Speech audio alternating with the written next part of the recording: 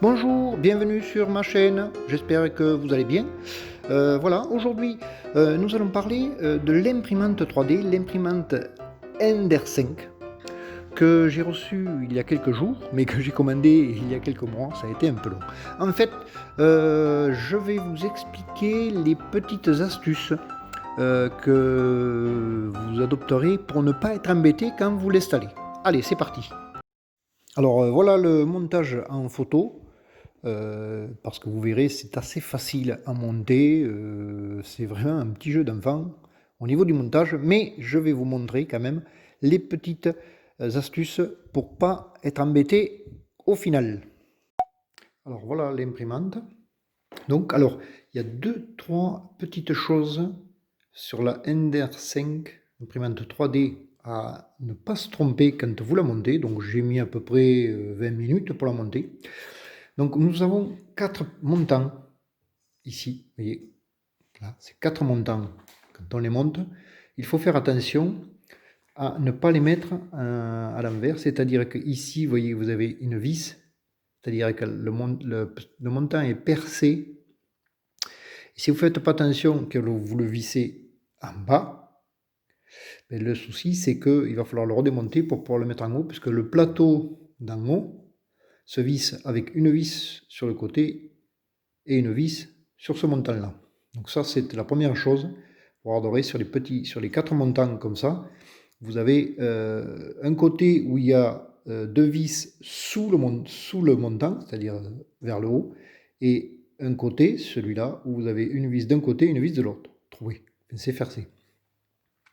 Ensuite, la deuxième chose bien importante, pour ne pas avoir un message d'erreur trop haute, c'est ici. Vous allez voir ici, voilà, regardez bien, vous avez 2 fils, 2 fois 2 fils blancs. Et donc, dans les 2 fois 2 fils blancs, vous avez celui-là, ici, qui indique Knowles Thermistor. Voilà. Le Knowles Thermistor, c'est la thermistance de la buse. Donc, le Knowles Thermistor, il faut faire attention qu'il ne va pas avec ce fil-là, qui lui est la bed thermistor.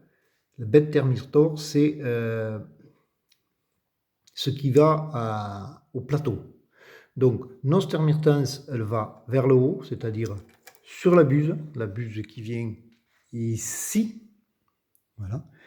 Et le bed thermistance vient sur le plateau, c'est-à-dire ce fil-là. Vous voyez, c'est toujours de blanc, mais c'est pas le même. Ça, il faut faire attention, parce qu'autrement, vous aurez un message d'erreur. Et la machine ne pourra pas, l'imprimante ne pourra pas fonctionner. Voilà, à part ça, ben écoutez, je suis pas mécontent. Je vous montrerai dans mes prochaines vidéos ce que j'ai pu faire avec une imprimante 3D Ender 5, qui à mon avis est pas si mal que ça. Il y aura des petites modifications. Alors moi j'en ai fait une ici avec quelque chose de très simple. Regardez, ici j'ai récupéré un vieux cordon téléphonique, de vieux téléphone, et je l'ai enroulé dedans. Ça me permet de faire une gaine et de tenir mes fils. Et ça, c'est pas négligeable.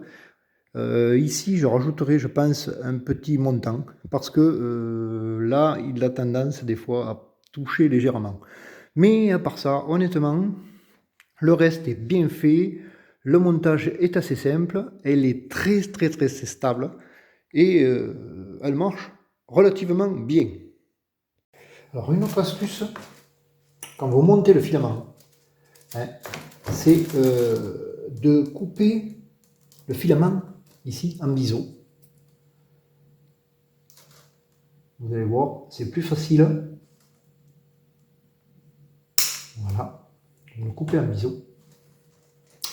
Et donc la bobine se met dedans, hein, on est bien d'accord, on va la mettre après.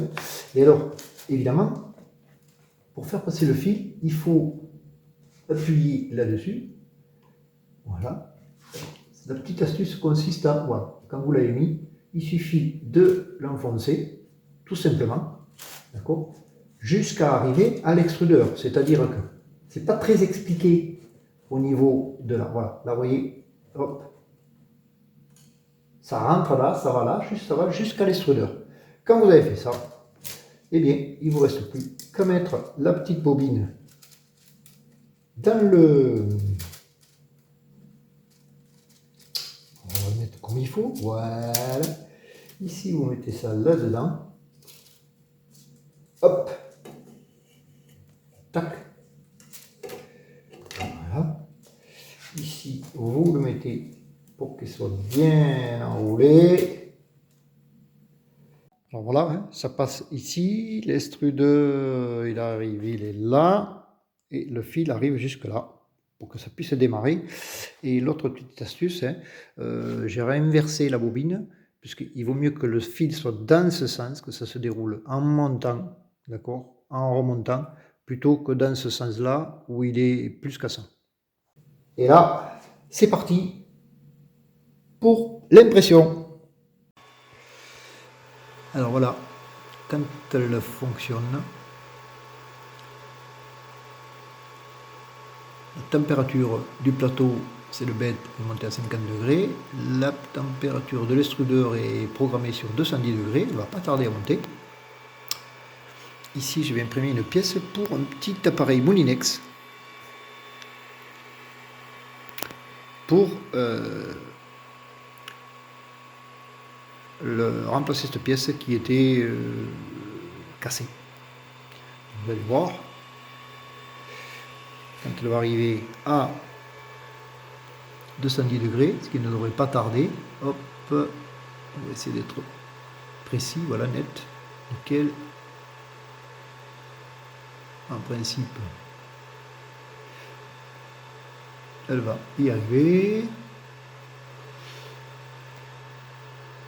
Là, 210, l'extrudeur est prêt. En principe, ça dépasse légèrement, hein. On va arriver à 210, 212, voilà, vous voyez. Voilà, et là, elle est prête. Et là, elle est partie. Elle va nous faire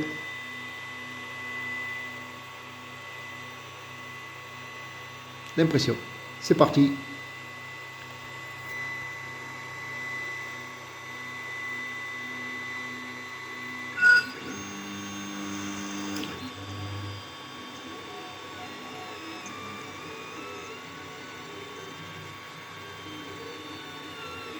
Voilà. Voilà, j'espère que cette vidéo vous a plu, qu'elle pourra vous apporter les éléments nécessaires pour pouvoir faire vos impressions 3D. N'oubliez pas de liker si vous avez aimé et de vous abonner pour suivre mes prochaines vidéos. Allez, au revoir à tous.